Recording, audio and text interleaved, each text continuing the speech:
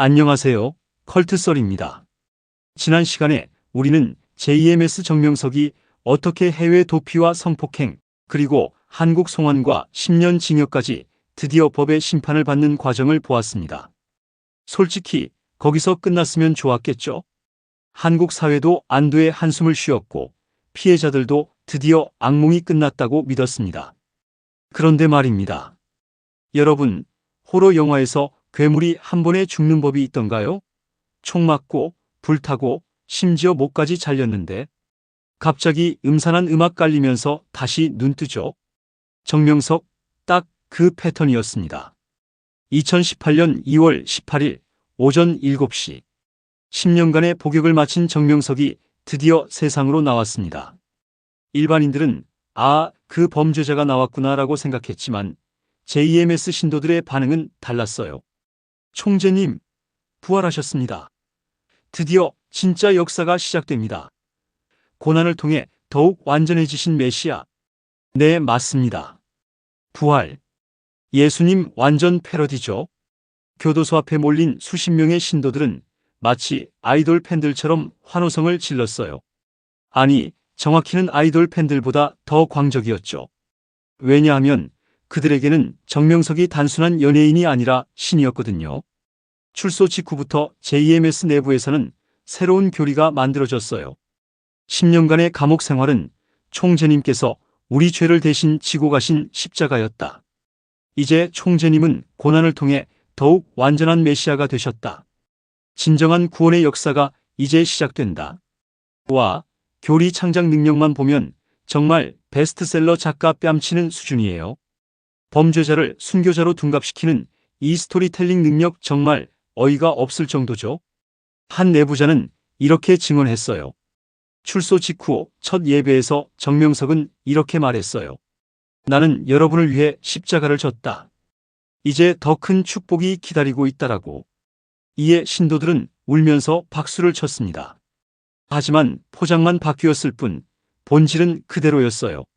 출소한 지 불과 몇 달도 지나지 않아 다시 시작된 건 다름 아닌 특별 상담. 이름도 업그레이드 됐어요. 더 고차원적인 영적 훈련, 완전해진 메시아와의 교감 차세대 영적 리더 양성 과정. 여러분, 고차원이라니 애플이 아이폰 새 모델 낼 때 붙이는 수식어 같지 않나요? 더 빨라진, 더 스마트해진, 더 고차원적인. 하지만 알맹이는 여전히 썩어 있었죠. 2018년부터 2022년 사이 또 다른 비극이 시작되었어요. 이 시기에 JMS에 들어온 젊은 여성들은 과거 사건에 대해 전혀 몰랐습니다. 왜 몰랐냐고요? JMS가 치밀하게 정보를 차단했거든요. 그 기사들은 사탄이 만든 가짜뉴스야. 총재님을 모함하려는 언론의 거짓말이지. 진짜 신앙인이라면 그런 헛소리에 귀 기울이면 안 돼. 이렇게 차단막을 세워놓고 내부 정보만 믿게 만들었어요. 마치 북한처럼 완전히 정보를 통제한 거죠. 2019년 입교한 A양의 증언입니다. 저는 2019년 대학교 2학년 때 JMS에 들어갔어요. 코로나 시대라 너무 외로웠는데 언니들이 너무 친절하게 대해주시더라고요. 우리 총재님은 정말 특별한 분이야. 영적인 능력이 뛰어나시라고 하면서요. 인터넷 검색해보라고요? 해봤어요. 근데 언니들이 그건 다 거짓말이야. 사탄이 총재님을 시기해서 만든 허위 정보야라고 하시더라고요. 저는 순수하게 믿었어요. 그런데 2020년 어느 날 갑자기 특별한 상담이 있다며 저를 데려갔어요. 거기서 만난 정명석은 저에게 너는 특별히 선택받은 아이다. 나와 함께 더 높은 차원의 영적 훈련을 받을 준비가 되었다고 말했어요. 그날 밤 저는 완전히 다른 사람이 되었어요. 아니, 사람이 아니라 그냥 빈 껍데기가 되었달까요? 이 여자분은 얼마나 눈물을 흘렸을까? 정말 소름 끼치는 건 20년 전과 똑같은 패턴이 반복되고 있었다는 점이에요. 대학가에서 친근하게 접근하고 성경 공부라는 명목으로 끌어들이고 단계적 세뇌를 통해서 교주를 절대화시키고 2019년부터 2022년까지 최소 30명 이상의 새로운 피해자가 발생한 것으로 추정됩니다. 또 다른 피해자는 이렇게 말했어요. 저는 정말 바보였어요. 스마트폰만 검색해봐도 다 나오는 정보인데, 하지만 그때 저는 그럴 수 없었어요. 교회 언니들, 오빠들이 제 가족보다 더 소중했거든요. 그리고 정명석을 처음 만났을 때 그는 정말 카리스마가 있어 보였어요. 아, 이분이 그 유명한 총재님이구나 싶었죠. 당시에는 유명하다는 게 좋은 의미인 줄 알았어요. 하지만 그 특별한 상담 이후 저는 매일 밤 악몽을 꿔요. 지금도요. 피해자뿐만 아니라 가족들도 엄청난 고통을 받았어요. 한 어머니는 이렇게 증언했습니다. 딸이 갑자기 이상해졌어요. 집에 잘 안 들어오고 들어와도 엄마는 사탄이야라고 말하더라고요. 처음엔 사춘기인가 했는데 알고 보니 그 JMS에 빠진 거였어요. 아무리 말려도 소용없었어요. 오히려 저희를 원수처럼 대했죠. 가족이 날 구원해서 멀어지게 만든다고 하면서요. 결국 딸은 집을 나갔어요. JMS 기숙사에서 살겠다고. 그때 제 심장이 정말 찢어지는 줄 알았습니다. 그러던 2023년 3월 한국 사회를 완전히 뒤집어 놓은 사건이 발생했어요. 넷플릭스 오리지널 다큐멘터리 나는 신이다가 공개됩니다. 여러분, 정말 대박이었어요. 공개 첫 주에 넷플릭스 한국 순위 1위를 차지했고 전 세계적으로도 엄청난 화제가 되었죠. 해외 시청자들의 반응은 이랬습니다. 오 마이 가드. 이런 컬트가 아직도 활동하고 있다고. 좀비 영화보다 더 무섭다. 왜냐하면 실제 이야기니까. 한국이 이렇게 발전된 나라인데 어떻게 이런 일이? 넷플릭스 다큐 중에서 가장 충격적이었다. 다큐멘터리에서 가장 인상 깊었던 건 피해자들의 직접 증언이었어요. 한 피해자는 카메라 앞에서 이렇게 말했습니다. 저는 이 이야기를 반드시 세상에 알려야 한다고 생각했어요. 더 이상 저 같은 피해자가 나오지 않기를 바라면서요. 처음에는 정말 무서웠어요. JMS에서 보복할까봐, 사람들이 저를 이상하게 볼까봐. 하지만 침묵한다면 그들의 범죄가 계속될 거라는 생각이 들었어요. 또 다른 피해자도 말합니다. 제가 이 증언을 하는 이유는 단순해요. 정명석이 신이 아니라는 걸 보여주고 싶어서요. 그는 그냥 성범죄자일 뿐이에요. 더 이상 누군가를 속이면 안 돼요. 다큐멘터리 공개 후 한국 사회는 완전히 들썩였어요. 청와대 국민청원에 JMS 완전 해체 요구 10만 명 돌파. 국정감사에서 JMS 관련 질의 쇄도, 대학가에서 JMS 경계령 발령, 시민단체들의 연일항해 집회. 언론도 연일 특집 보도를 쏟아냈어요. 21세기에 이런 일이. 종교라는 이름의 성범죄, 우리 사회의 민낯을 보여주는 사건. JMS 측은 어떻게 대응했을까요? 이것은 우리를 모함하기 위한 악의적 편집이다. 넷플릭스와 제작진이 사실을 왜곡했다. 총재님은 무고하다. 하지만 이미 세상의 분노는 걷잡을 수 없는 수준이 되었어요. 2022년 JMS 정명석이 재구속되고 2023년 재판을 받습니다.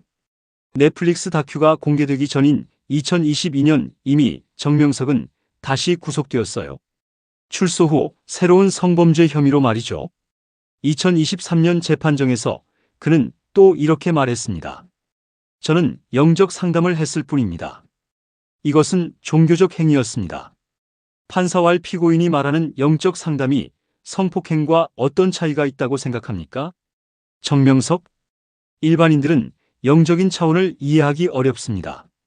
정말 끝까지 뻔뻔하더라고요. 검찰은 이렇게 공소장을 작성했어요.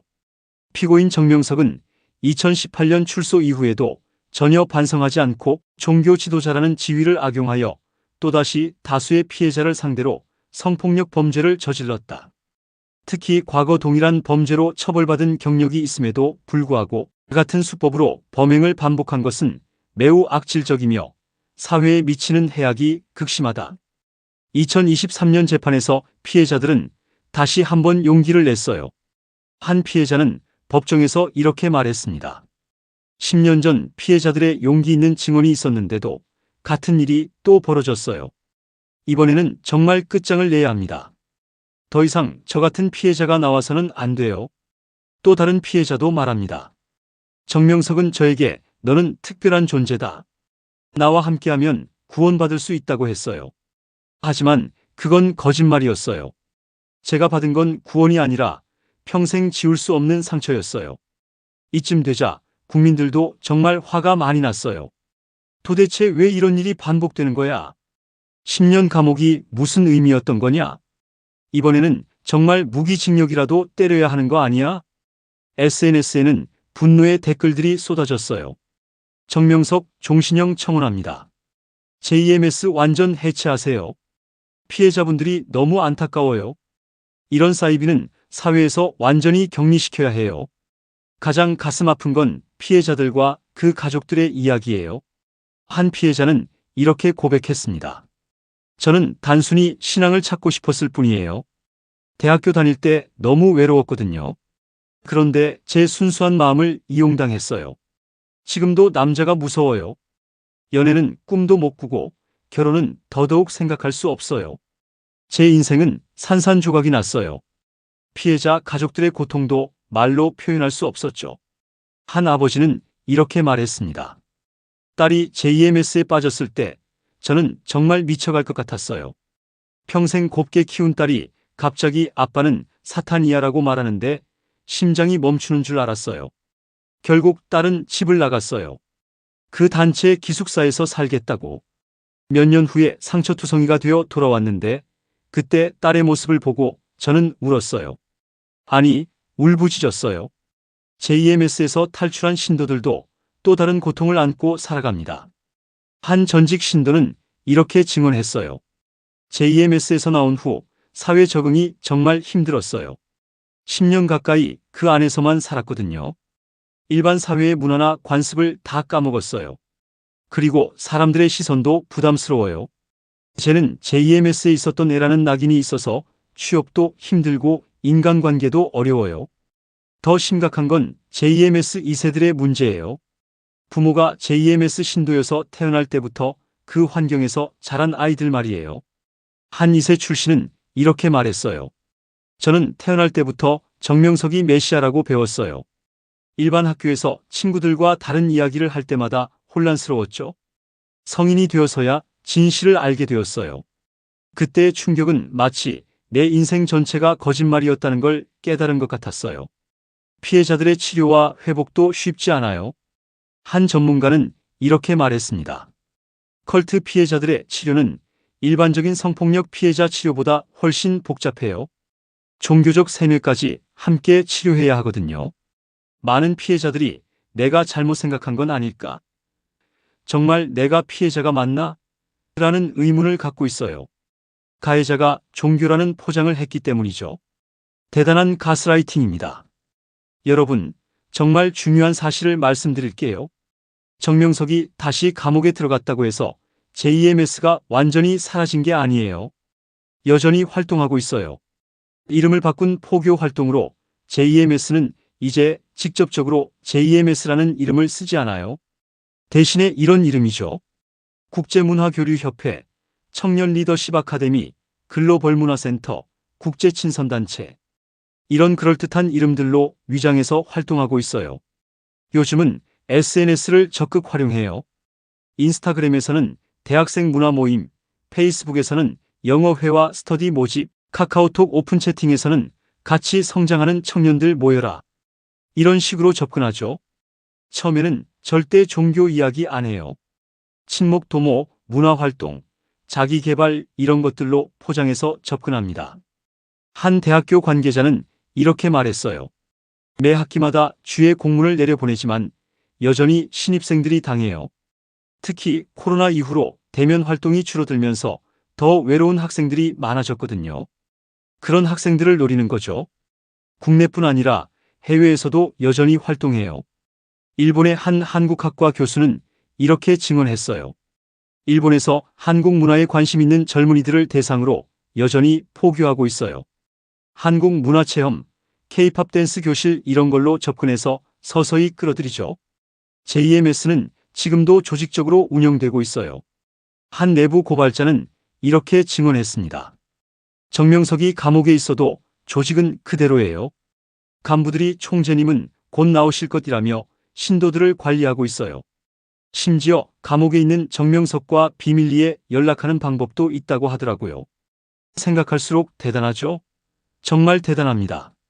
컬트는 한 번에 사라지지 않습니다.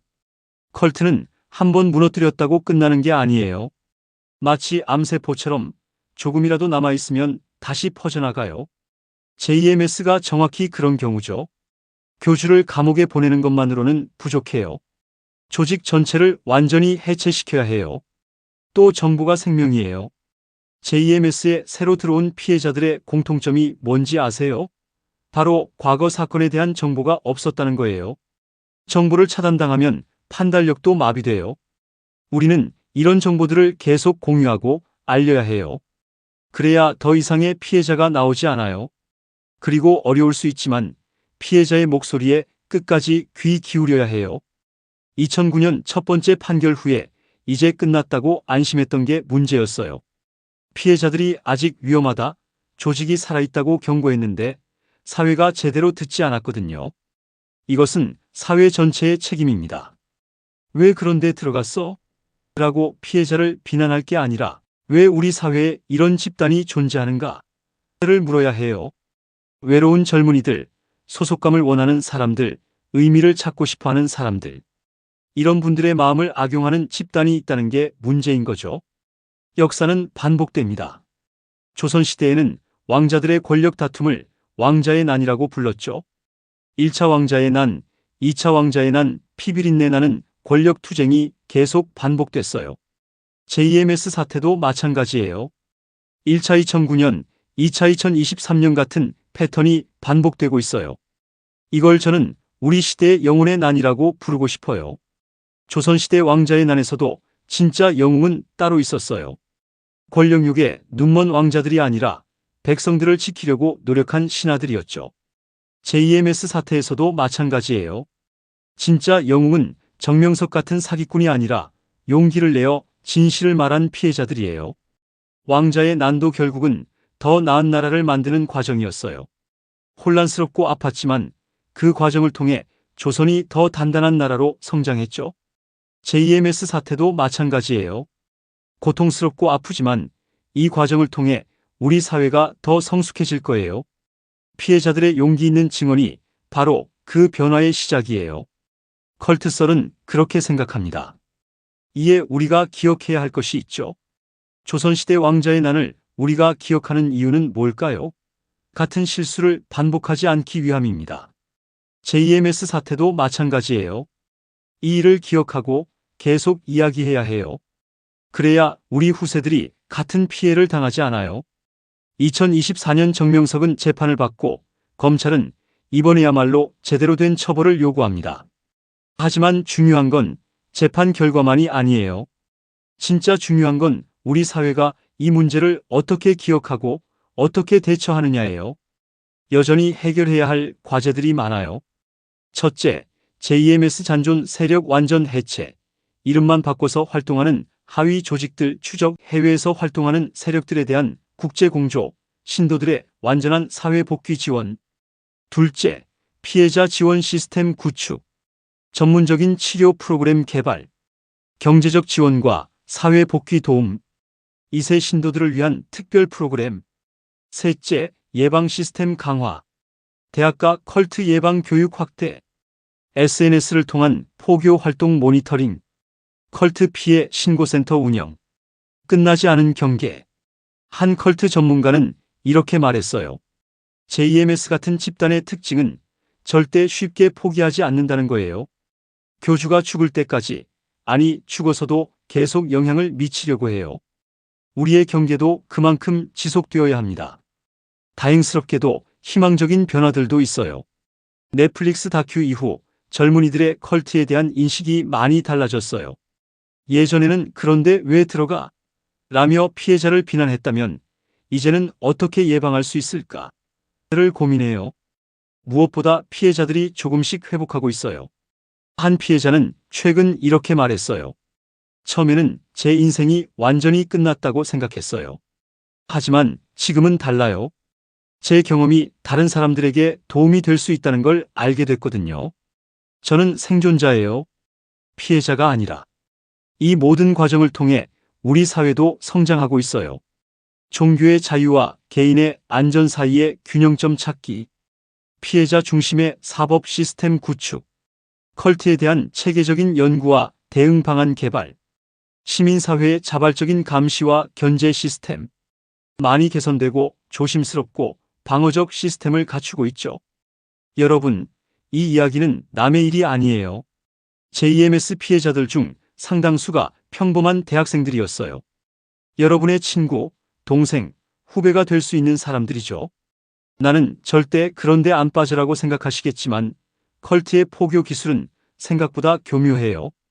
외로울 때, 힘들 때, 의미를 찾고 싶을 때 그런 순간에 스며들어요. 그래서 이런 정보를 계속 공유해야 해요. 가족, 친구들과 컬트의 위험성에 대해 이야기하고 의심스러운 종교단체나 모임에 대한 정보 공유하고 피해자가 나오면 비난하지 말고 도움을 줘야 합니다. 가장 중요한 건 연대예요. 혼자서는 컬트의 세뇌를 이겨내기 어려워요. 하지만 주변에서 관심 갖고 도와주고 진실을 알려주면 빠져나올 수 있어요. 2025년 1월 9일 대법원에서 정명석에 대한 최종 판결이 내려졌어요. 징역 17년형 확정. 2039년에 형기를 마치면 정명석은 94세의 고령에 출소하게 되며 이재록의 사례처럼 출소하기 전에 옥중에서 사망할 가능성이 높습니다. 하지만 이것이 진짜 끝은 아니에요. 정명석은 대법원 확정 판결과 별개로 추가 성폭행 혐의로 현재도 1심 재판을 받고 있고 피해자는 13명으로 파악됩니다. 법정의 판결로는 끝났지만 이 이야기의 진짜 결말은 우리 사회가 어떤 선택을 하느냐에 달려 있어요. 같은 피해가 반복되지 않도록 시스템을 만들 것인가? 피해자들이 안전하게 회복할 수 있도록 도울 것인가?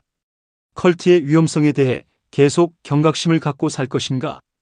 정명석은 이제 평생 감옥에서 보내게 될 가능성이 높아요. 하지만 더 중요한 건 우리 사회가 이 시련을 통해 더 강해지는 것입니다. 피해자들의 용기가 헛되지 않을 거예요. 그들의 증언이 누군가의 소중한 생명을 구할 거고 언젠가는 JMS 같은 집단이 더 이상 발붙일 곳이 없는 사회가 될 거라고 믿어요. 자, 여러분. 오늘 JMS 3부작을 끝으로 정말 무거운 이야기를 다뤘어요. 솔직히 말하면 이런 이야기는 하고 싶지 않았어요. 재미없고 무겁고 마음도 아프거든요. 하지만 해야만 했어요. 왜냐하면 컬트설은 우리나라를 너무 사랑하거든요. 대한민국은 정말 대단한 나라예요. 한국 전쟁의 폐허에서 일어나 세계 10위권 경제 대국이 되었고 K-팝과 K-드라마로 전 세계를 매료시키고 있어요. 그런데 이런 멋진 나라에 JMS 같은 집단이 있다는 게 정말 속상해요. 진짜 K컬처는 이런 게 아니잖아요. 우리가 세계에 자랑해야 할 K컬처는 BTS의 음악이고 봉준호의 영화고 손흥민의 축구예요. JMS 같은 사이비 종교가 아니라고요. 더 이상 우리나라가 이런 집단 때문에 창피를 당하지 않았으면 좋겠어요. 더 이상 순수한 후배님들이 이런 집단에 희생당하지 않았으면 좋겠어요. 우리가 정말 자랑스러워할 수 있는 나라가 되었으면 좋겠어요. 이런 정보를 공유하고 관심 갖고 경각심을 갖는 것. 그것이 바로 우리나라를 지키는 일입니다. 컬트설은 앞으로도 계속할 거예요. 우리 사회의 어두운 면을 드러내고 위험한 집단들을 경고하고 피해자들의 목소리를 대변하는 일. 힘들고 어려운 일이지만 누군가는 해야 하니까요. JMS 정명석 3부작, 이제 정말 끝입니다. 무거운 이야기였지만 끝까지 함께해 주신 여러분께 정말 감사해요. 구독과 좋아요, 알림 설정은 정말 애국입니다. 다음에는 좀 더 가벼운 주제로 찾아뵐게요. 컬트썰이었습니다.